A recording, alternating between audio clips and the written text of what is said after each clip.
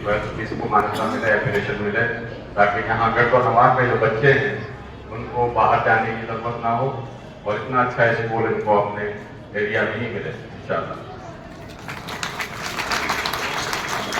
क्योंकि यहाँ माशाल्लाह पेरेंट्स ज़्यादा मौजूद हैं, मैं पेरेंट्स से ही बात करना चाहूँगा। वैसे तो स्कूल और पेरेंट्स की दोनों पार्टनरशिप होती है बच्चे को डेवलप करने की। जितनी जिम्मेदारी स्कूल की है उतनी ही जिम्मेदारी पेरेंट्स की भी। मेरा मशवरा यह है कि आप बच्चों को वक्त जरूर दीजिए, एक उनका शेड्यूल चार्ट आउट कीजिए बच्चों का, जिससे वो हमेशा डिसिप्लिन में भी रहेंगे और अपना जो उनका विजन है उसको भी आसानी से पूरा करेंगे। इस तरह से स्कूल से बच्चे जाते हैं तो उसके बाद एक उनका शेड्यूल चेकआउट कर दीजिए कि भाई आने के बाद लंच करना है, रिफ्रेशमेंट्स लेने, होमवर्क वगैरह करें। लेकिन उसमें एक बहुत इंपॉर्टेंट चीज़ है, खासतौर से पेरेंट्स की एक मीटिंग जरूर होनी चाहिए बच्चों से, चाहे 15 मिनट के लिए ही आप बैठें उनके साथ, उनसे डिस्कस करें कि आज स्कूल में क्या हुआ, आपका जो विजन है, आपने जो एक टारगेट बना रखा है उसका क्या चल रहा है, क्या वर्कआउट हुआ, क्या प्रॉब्लम्स आ रही हैं, और उसमें जो भी हेल्प की ज़रूरत है। उससे क्या होगा कि आपका एक फ्रेंडली माहौल बच्चे से हमेशा बना रहेगा और कोई भी बात इफ एंड बट कोई भी चीज़ होगी तो बच्चा सबसे पहले आपको बताएगा। बच्चे का विजन, बच्चे का मिशन, एक टारगेट तय करना बहुत जरूरी है।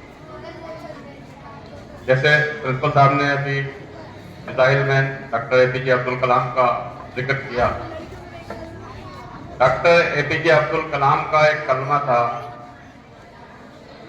वो नहीं होते हैं जो सोते में देखे जाएं, वो होते हैं जो आपको सोने नहीं दें।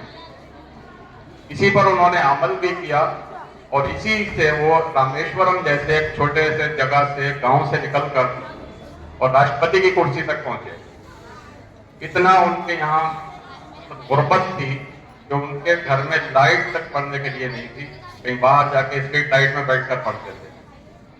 तो ये सोच लेना कि हमारा बच्चा बहुत बड़े स्कूल में पढ़ेगा तभी कामयाब होगा, ये जरूरी नहीं है। अगर आप बच्चे को एक उसका विजन सेट कर देंगे तो डेफिनेटली वो कामयाबी हासिल करेगा।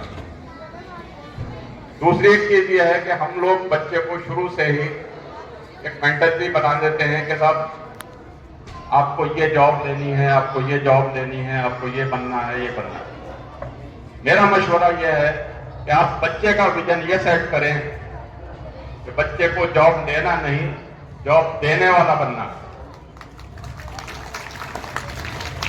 आप बच्चे को रिसर्च वर्क में लगाइए।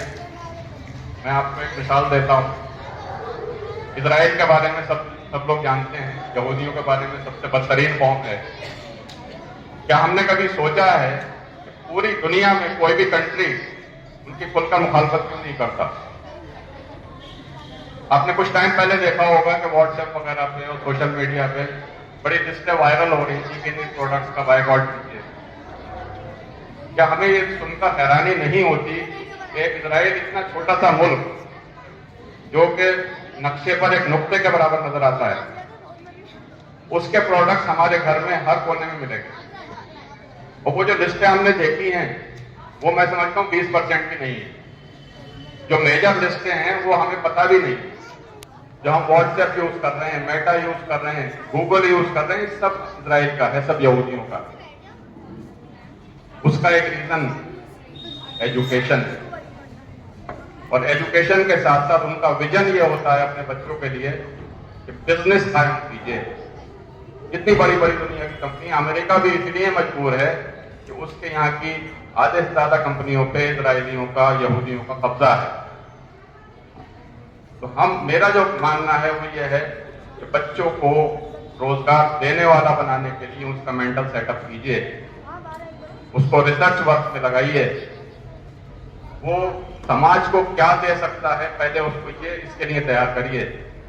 आने तो खुद ही लगेगा।